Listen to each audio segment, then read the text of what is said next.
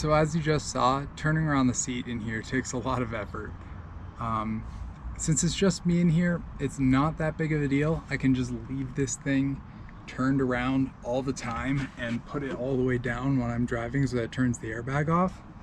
But that's really no way to live. Maybe at a camp, not to live. So what I want to do is I want to put a swivel seat in here. There is an issue with that, however.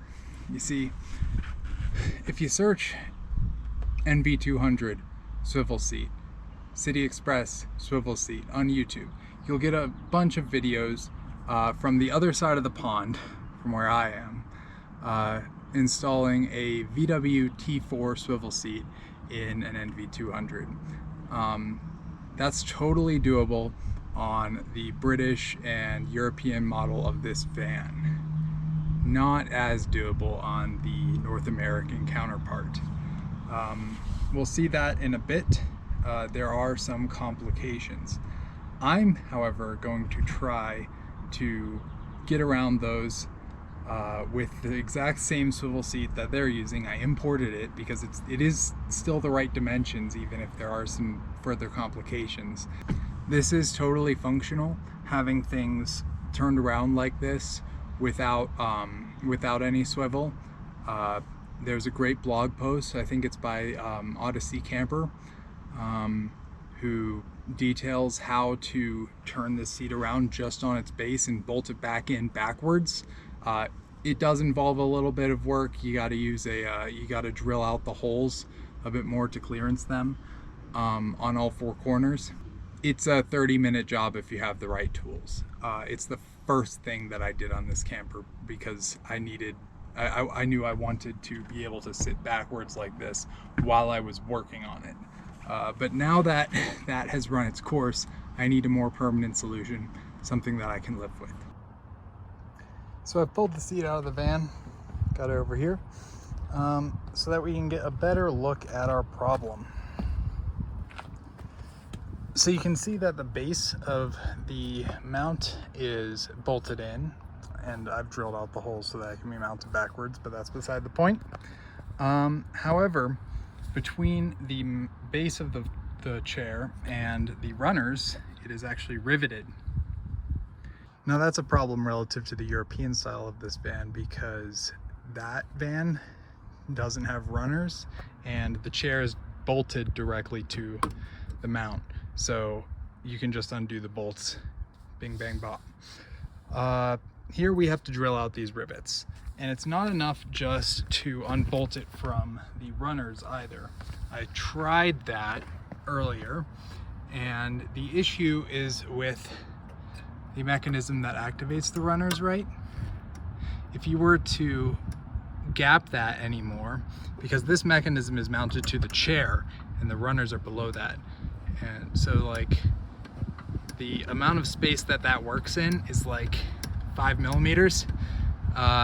If you were to put a swivel seat between the runners and the chair, you would no longer be able to work the runners. So you instead have to put the swivel between the base and the runners, which is where it's supposed to go anyways. So that's what we're gonna try to do. We're gonna try to drill out each of these rivets.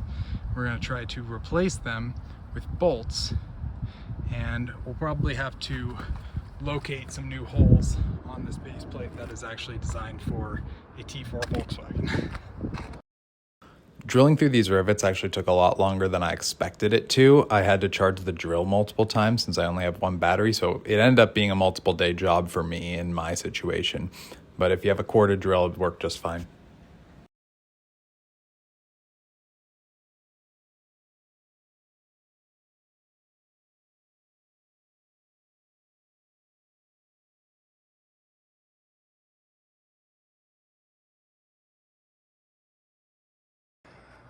So that took a total of 3 charges on the battery here. So it took a little bit with this tool. I used a step drill bit. This is one of the name brand Irwin Unibits. I don't know if I would go with one of the cheap ones for this job because that steel is really, really hard and it took a long time to get through. And I can't see one of the chintzy ones chewing through it too easily. So here you can see I've bolted the legs of the seat back down where they came from on all four corners. And I have lined up the swivel seat base and put its bolts in. Now luckily, the holes actually do line up perfectly on the first level. So that's one thing you don't have to worry about. You can just put the nut on the bottom of here, torque it down, and that's ready to go. One thing to note is that on the back side here, this is where the countersunk bolts go, and on the front is where the cap bolts, the hex cap bolts go, because there's like a little countersunk bit here. Now there is one problem here, and props to you if you already spotted it. Watch this. When we activate the swivel, it runs into the side here. Now, that's not a huge deal. You can just trim off the corner here and we'll be good to go. Let me put the chair on top of here and we can see the second thing. Now you can see here, I've put the seat back on top. Back right corner, you can see it's at that part that's gonna be hitting the side. Let me see if I can get that to swivel again. Yep. We are going to have to trim this runner as well as the plate. It's gonna have to go right on top of each other. So similar deal to how this plate fits in the UK van. There's some trimming that has to be done there too. I think it's really just the runner that has to be trimmed in that case, but we've got to trim the plate as well. Not that big of a deal. So what I've gone ahead and done here is I've finger tightened all four of the fasteners underneath here. So again, these are the countersunk ones and the hex head ones are in the front. Got this one here temporarily so that I can mark these holes as being where my potential drill points are in the future, so that when we cut off this corner, because it's hitting, we're gonna have to drill a new hole in either of these. So I've pulled it out and I've bolted it down to the seat just so that I have place to work on, and that my so that my cut is straight on both the plate and the seat runner. Each of these cuts that I made to the swivel base and to the runners were a bit trial and error, just going back and forth between cutting and trying to fit in the van again. Hopefully you can avoid some of that process by taking a look at the cuts that I ended up with at the end of the day, but expect some trial and error here. Some cuts the hacksaw was better for, and some cuts the jigsaw was better for. I think all around the best tool for this job would be an angle grinder, but I don't own one of those. So this isn't a crazy huge deal, but it was a little tough to get through. So you can see there's like a little locator pin here that stops against this stop here.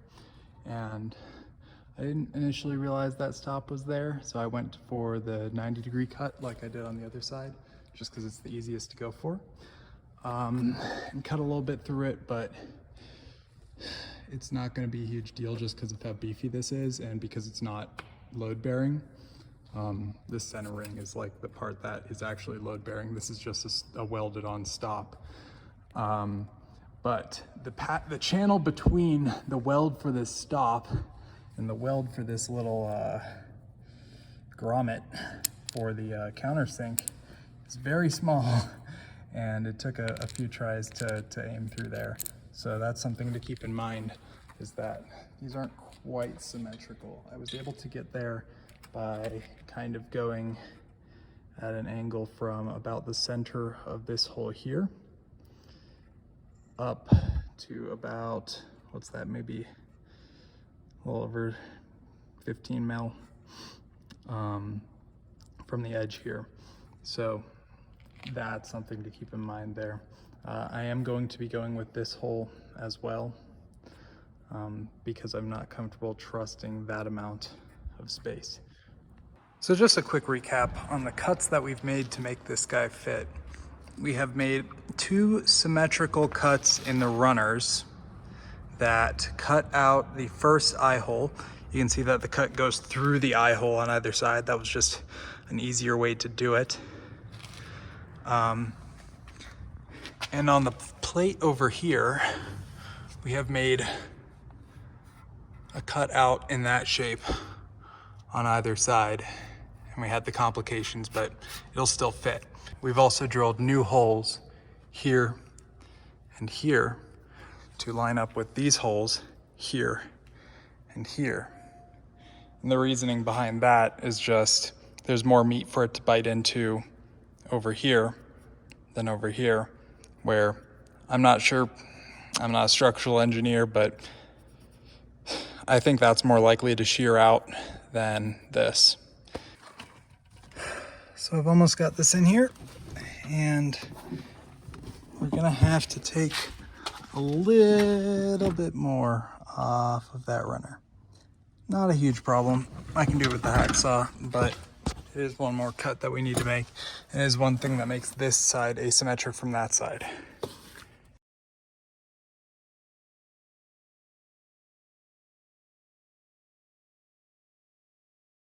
Make sure this release handle is on the outside of the housing before you torque down the bolts. So if you're working on a rough surface like me, you've probably scuffed the hell out of the back of this chair. Now there's a lot of ways that you can polish this up. I'm just gonna go with sandpaper. Out all the deeper gouges, just to at least deburr them. Pick yourself up some plastic protectant and paper towel. And you'll see when I rub this on the freshly exposed plastic, maybe a bit more than that. Spray the plastic instead. That's gonna darken up and make sure you can't really see all that when we do this. There's no getting it back to factory, but you can hide it the best you can. Of course, the way to avoid this is to not work on a rough surface, and if you have to, put it on top of something that I can slide on, like a piece of cardboard. I can't be asked to do that. Last step, just pull these guys through. White to white, yellow to yellow, and that'll turn off the annoying red light on your dash. Bonus content, the little drawer that goes under your seat still fits with the swivel plate under it. The jack doesn't though, but you knew that.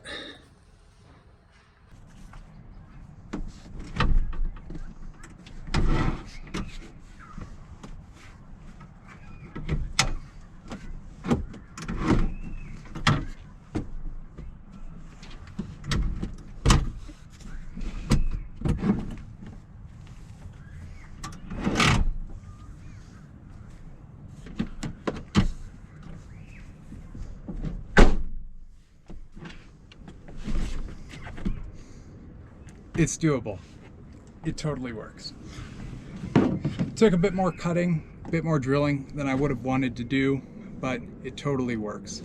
Some more appropriate tools to use might be an angle grinder rather than a jigsaw. I just don't own one of those. I apologize for a lot of the lighting conditions in this video. You gotta work with what you got, and what I've got is a parking garage in an apartment complex. I'm sorry to say. Especially the install part of this. I'm just gonna run through what I did. Most of the bolts go where they obviously should go, relative to what bolts they send you and where they look like they go. All of the bolt heads are mounted facing upward with the shaft facing downward. In the case of when we have a hex head bolt. Same with the countersink bolts are the same way. I did have to buy 2 extra hex head bolts to replace the 2 countersink bolts that we didn't use because we took out the countersunk lugs that were rubbing up against the side. Right. The one exception to that rule is the back left one here. That one is mounted with the hex head facing down and the shaft facing up. And for a 20mm M8 bolt, I had to shave a few mil off of that with a file in order to get it to fit underneath the runner. The reason that I mounted it upside down was to clear the latch mechanism. which didn't even clear the nut, so the head was the only thing that was short enough for that to clear. You'll encounter the same thing if you try this install. So yeah, that is the one exception to that rule. Otherwise, all of the shafts facing down, heads facing up. All M8 bolts, M8 by 1.25, if you're doing that, they have to be at least 8.8. The tensile strength of the bolts, they have to be automotive bolts. This is a system that when you're using it in the front facing position, it has to save you from a car crash. You don't want low tensile strength bolts in that situation. Speaking of that, do not ride in this seat with it facing backwards. It does not lock in this position. You can see if I move this, it's still free floating. It only locks in the forward position. Also, the airbag that's built into the seat is on this side. I don't know what that's going to do to the driver if you try to ride a person in here. If you are the only person in this car and you just want to ride with and you can't be bothered to turn around the seat, what you're going to want to do, just pull the seat all the way down like that, and that will deactivate the airbag. You won't have to worry about that then. But do not ride with the seat up. Do not ride with a passenger facing backwards in this seat. The seat belt won't even work anyway if it plugs in right here. So just don't be stupid. Other questions. Do I have to remove the center console? Yes, you do. The center console comes up to about the height of the seat, and as you can see by the turnaround process, that will get well in the way of the swivel. So you got to get rid of that. I'm planning on replacing it with something low profile enough to hide the wire looms and the airbag module and give myself some cup holders that I just removed. Yeah, but you do have to remove it.